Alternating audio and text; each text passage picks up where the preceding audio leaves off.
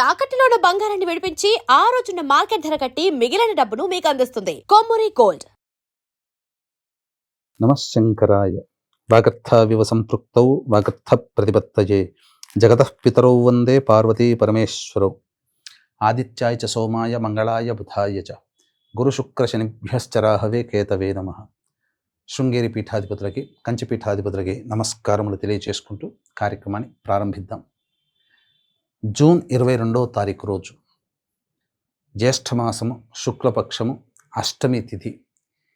ఇది దశమహావిద్యలలో 7వ విద్య అయినటువంటి ధూమవతి అమ్మవారి యొక్క జయంతి. ఈ రోజున అమ్మవారిని ఆరాధన చేయడం వల్ల ముఖ్యంగా మహిళలకి దీర్ఘ సౌమంగళ్యత సిద్ధి కలుగుతుంది. అలాగే నిర్ణయం తీసుకోలేక ఇబ్బంది పడుతున్నటువంటి వాళ్ళు సరైనటువంటి మార్గదర్శకం వాళ్ళకి దొరుకుతుంది. అంటే ఇప్పుడు చదువులో ఉన్నాయి, ఎంపీసీ తీసుకోవాలా, బైపీసీ తీసుకోవాలా, ఉద్యోగాలు 4 కంపెనీలు వస్తాయి, ఏ కంపెనీ మంచిది, ప్రాజెక్టులు ఏం చేస్తే మంచిది, ఇలా ఏదైనా డెసిషన్ తీసుకోలేక ఇబ్బంది పడుతూ ఉంటుంటాం. అటువంటి వాళ్ళకి ఈ అమ్మవారి యొక్క అనుగ్రహంతో డెసిషన్ మేకింగ్ అవుతుంది. అంతేకాకుండా నవగ్రహాలలో గత జన్మ కర్మదోషాల్ని కలగజేసేవాడు కేతువు. ఈ ప్రభావం వలన చెప్పకుండా మనకు పనులు జరుగుతూ ఉంటుంటాయి, చెప్పకుండా ఇబ్బందులు వస్తూ ఉంటుంటాయి. అటువంటి కేతుగ్రహానికి అంతరిక్ష దేవత ఈ ధూమవతి. ఈ ధూమవతి ఆరాధన చేయడం వల్ల కేతుగ్రహ దోషాలు తొలగిపోతాయి, సర్పదోషాలు తొలగిపోతాయి. అంతేకాకుండా ఈ సంబంధించినటువంటి అమ్మవారి ఆరాధన వల్ల సంపద కలుగుతుంది, ఐశ్వర్యం లభిస్తుంది, అలాగే సమస్యలు దూరం అవుతాయి. ఆరోగ్య ప్రదాత కూడా ఈ అమ్మవారు.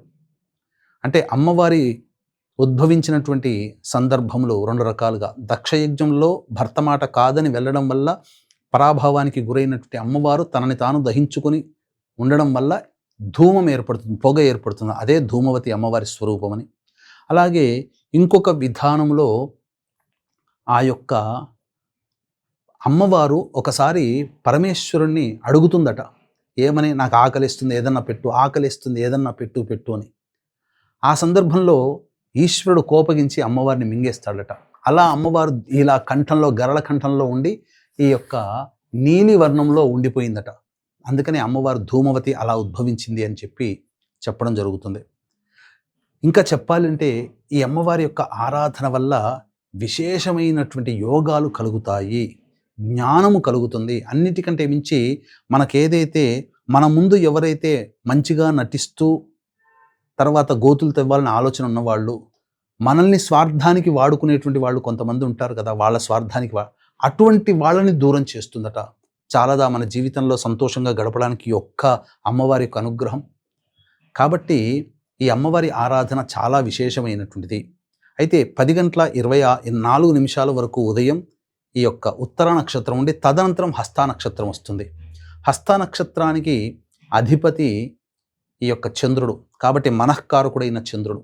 కాబట్టి దీన్ని దృష్టిలో పెట్టుకుని 10:24 తర్వాత ఈ అమ్మవారి ఆరాధన చాలా విశేషమైనటువంటి శుభ ఫలితాలు ఉంటాయి. అందుకనే దీన్ని దృష్టిలో పెట్టుకుని సాయంకాలం 6 గంటలకి మన పీఠమాధ్వర్యంలో ఎవరైతే సమస్యల సుడిగుండంలో చిక్కుకొని ఉండి దిశానిర్దేశం లేకుండా ఇబ్బందులు పడుతున్నారో, అలాగే ఆరోగ్యం కోసం ఇబ్బంది పడుతున్నారు, భర్త ఆరోగ్యం పట్ల ఎవరైతే భార్యలు కలత చెందుతున్నారో, అలాగే ఏ పని చేయాలన్నా నిర్ణయం తీసుకోలేకపోతున్నారో, ఒంటరితనంతో ఎవరైతే బాధపడుతున్నారో అటువంటి వాళ్ళకి దోష నివారణార్థమై సాయంకాలం 6 గంటలకి జూన్ 22వ తారీఖు రోజున ధూమవతి హోమము, ప్రత్యంగిర హోమము, బగళాముఖి హోమంతో పాటుగా మీ జాతకరీత్యా కలుగు విద్య, వివాహ, ఉద్యోగ, దాంపత్య, అనారోగ్య సమస్యల నివారణకి సర్వదోష నివారణ పూజలు, హోమాలు జరిపించి, అలాగే మేష, మిథున, కర్కాటక, సింహ, కన్య, వృశ్చిక, ధనస్సు, కుంభ, మీనరాశిలో జన్మించిన వారికి శనిదోష ప్రభావం కావున శనిదోష నివారణ పూజలు, హోమాలు కూడా జరిపించి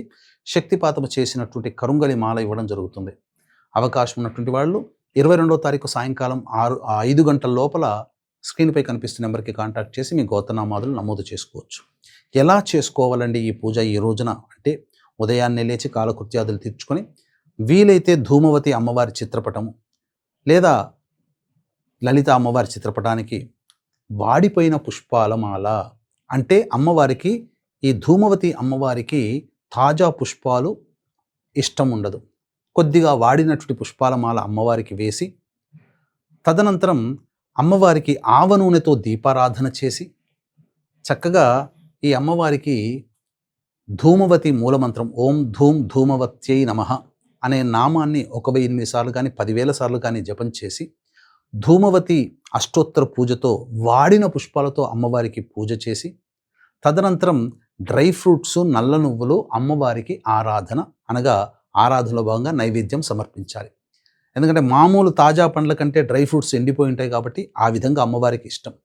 ఈ అమ్మవారి రూపం ఎలా ఉంటుందట, చింపిరి జుట్టుతో ఉండి, ముసలి రూపముతో ఉండి, నుదుటిన బొట్టు కూడా లేకుండా తెల్లటి వస్త్రాలు ధరించి, ఒక చేతిలో చాట పట్టుకొని, రథం మీద కూర్చొని, గుర్రం లేని రథం మీద కూర్చొని వికృతాకారముతో శ్మశానము గుండా వెళుతూ వస్తుందట.